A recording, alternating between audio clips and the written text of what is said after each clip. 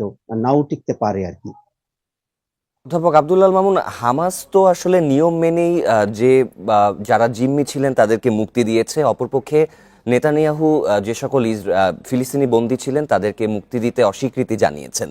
তো সেক্ষেত্রে সংকট সামনের দিকে ঘনীভূত আরো কতটুকু হতে পারে, বা এই সংকট সমাধানে আদত কার্যত পদক্ষেপ নিতে কারা এগিয়ে আসবে? আমরা যে কথাটা বলেছি যে বর্তমান বিশ্বের যে গ্লোবাল যে স্ট্রাকচারটা, সেই স্ট্রাকচার অনুযায়ী মার্কিন যুক্তরাষ্ট্র হচ্ছে একক পরাশক্তি, এবং এই একক পরাশক্তি এখন একটা আনচ্যালেঞ্জেবল।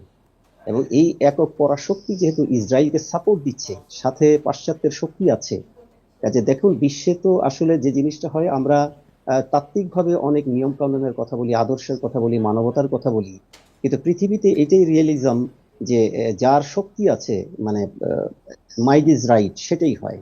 এখন যে পর্যন্ত মার্কিন যুক্তরাষ্ট্রের একক পরাশক্তিকে চ্যালেঞ্জ করার মতো আরেকটা শক্তি বা একাধিক শক্তি উত্থান না ঘটবে, সেই পর্যন্ত এই মার্কিন যুক্তরাষ্ট্র এবং পাশ্চাত্যের যে এখানে পরিকল্পনা, সেটাকে বাধা দেওয়ার কোনো সুযোগ নেই। হামাস তো বারবারই সঠিক অবস্থানে আছে, এটা সঠিক অবস্থানে থাকলে কি হবে, এই ইসরায়েলকে মোকাবেলা করার জন্য যে আরবীয় রাষ্ট্রগুলো, তাদের যে একতাবদ্ধ হওয়া, এবং একতাবদ্ধ হলেও তাদের যে বর্তমানে যে সামরিক শক্তি এবং অর্থনৈতিক শক্তি, সবকিছু মিলিয়ে তারা পাশ্চাত্য শক্তিকে হয়তো মোকাবেলা করতে পারবে না।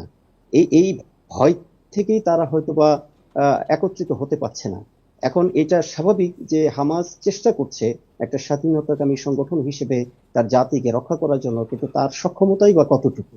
কাজে এই মুহূর্তে দ্বিতীয় শক্তি বলতে যেটা আমরা বুঝি, এই মুহূর্তে রাশিয়া, যদি ইউক্রেন যুদ্ধটা পরিসমাপ্তি ঘটে, সেখান থেকে যদি রাশিয়া বেরিয়ে আসতে পারে, এবং চীন, রাশিয়া, আমরা ইরান এবং ভারত, এরকম ভাবে যে আমরা বলেছি যে একটা বলয় তৈরি হওয়ার সম্ভাবনা আছে, যেটা ব্রিক্স এর মধ্য দিয়ে প্রকাশিত হয়েছে, এইভাবে যদি একটা শক্তি দাঁড়িয়ে যায়, তখন ক্ষমতার একটা ভারসাম্য হবে।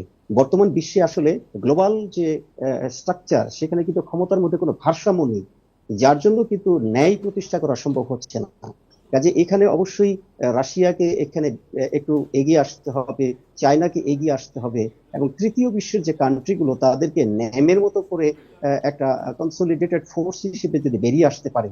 পাশাপাশি সবচেয়ে বেশি যেটা দরকার, যে মুসলিম শক্তি, বিশেষ করে পশ্চিম এশিয়ার যে দেশগুলো, তাদেরকে যদি ঐক্যবদ্ধ করা যায়, কারণ তারা যার যার স্বার্থে কিন্তু পাশ্চাত্য শক্তির সাথে আবার বাইল্যাটারাল রিলেশনে যুক্ত।